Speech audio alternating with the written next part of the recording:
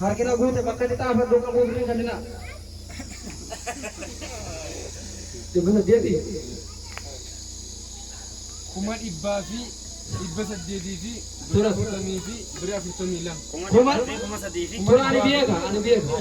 Ilaa kaashiin obboleeyyan kiyya Kaashin kuma kuma dhibbaa fi kuma dhibbaa fi kuma kuma 30 sadii fi sadii fi dhibba afurii fi aha kuma dhibbaa fi kuma sadii fi aha dhibba sadii fi 42 fi birri dhibba shanii fi walirratti dubbisime walirratti ilaa kuma dhibbaa fi kuma sadii fi Kuma dhibba sadii fi kuma sadii fi dhibba sadii dhibba saddeetii jechuun jira kuma shan amma Turee himaa tidaameera.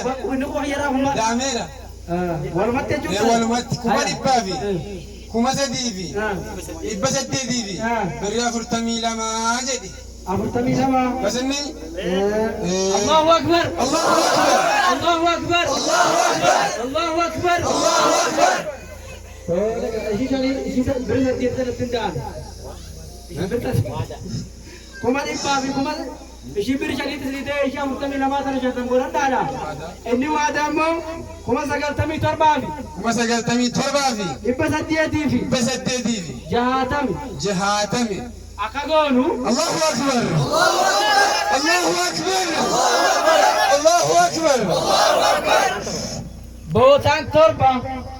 Allahu akbar. Allahu akbar Kaare dhibba lamaa gadi hin jiru beekaa bootaa torba. Allahu akbar. Allahu akbar Allahu akbar. Allahu akbar Birri xiyootiin maamama kun miliyoonaa fi kuma dhibba shan akkanaa olta. Allahu akbar. Allahu akbar Allahu akbar. Allahu akbar Kumaa fi dhibba afur akka tawaadaan meeqa guutuuf kuma dhibba guutuuf ayyama rabbiitiin gaafa kennu Sheekh Hussein itti meen jira. Kumaa fi dhibba afur san itti guute inni waadaa kuma dhibba sanii haa guutu. Allahu akbar Allahu akbar Simmintoon kuntaal 23 oli. Allahu akbar Ashaawaan baajoo 3.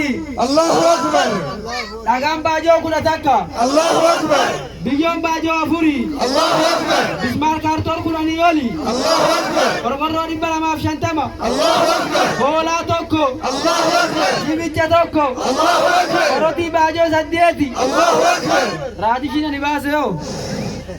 Ishiin hin jirtu moo jibicha? Goromtii jechuu jibicha jettanii?